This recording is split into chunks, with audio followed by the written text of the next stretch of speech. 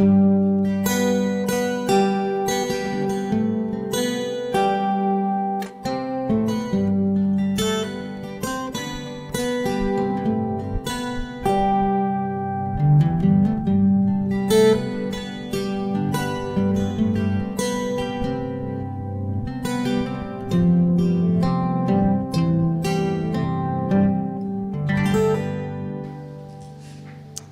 Liz Sweder.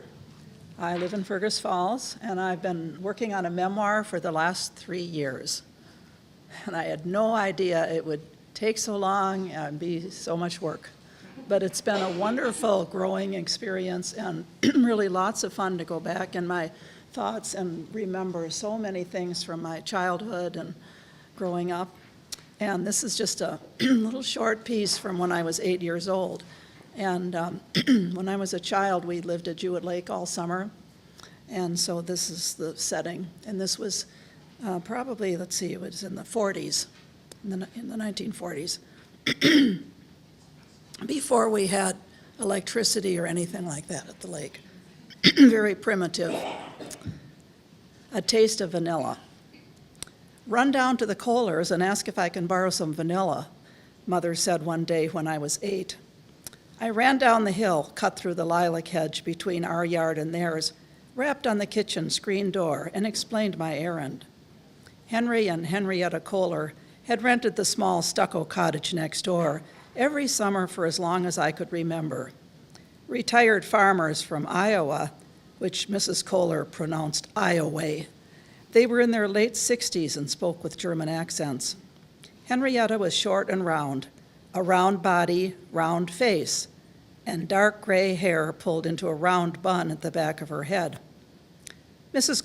Kohler handed me the vanilla and said, "Return it after dinner. I might need it later." Then looking straight at me, she said, "Don't taste the vanilla. You would not like it."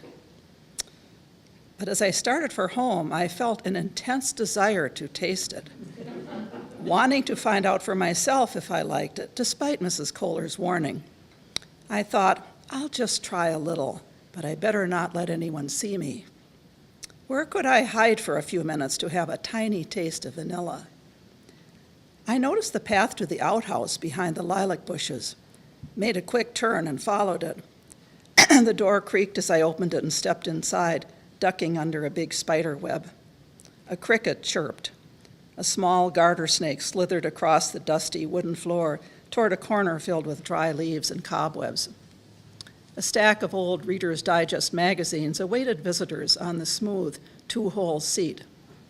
As soon as my eyes adjusted to the dim light, I twisted the cap off and sniffed the vanilla, slowly inhaling its enticing, mellow fragrance.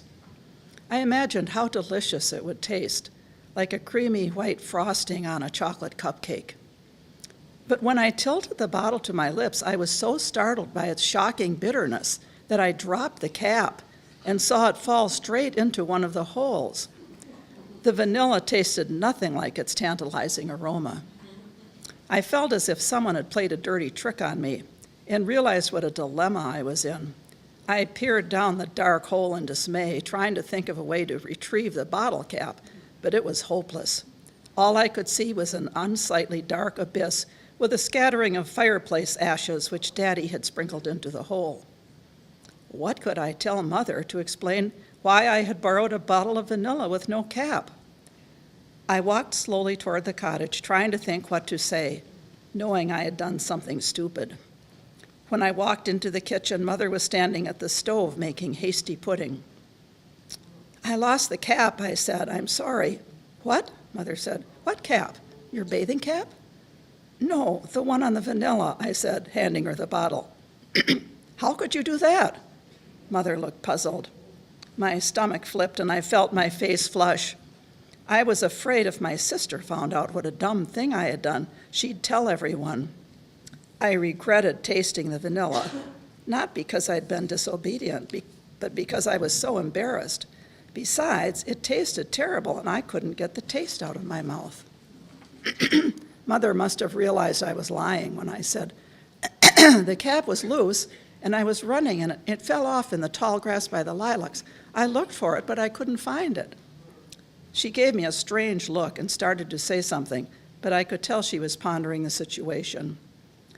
I waited for her to ask more questions, scold me, and send me to my room. But instead, she sighed, heaved her shoulders, and said, "Well, let's see if we can find another cap that fits." She pulled a big paper sack full of canning lids and empty bottles and caps from a cupboard. I emptied it onto the table and sorted through the caps, trying several before I found the right size.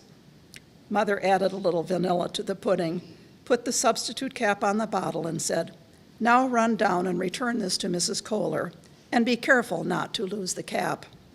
I never tasted vanilla straight from the bottle again.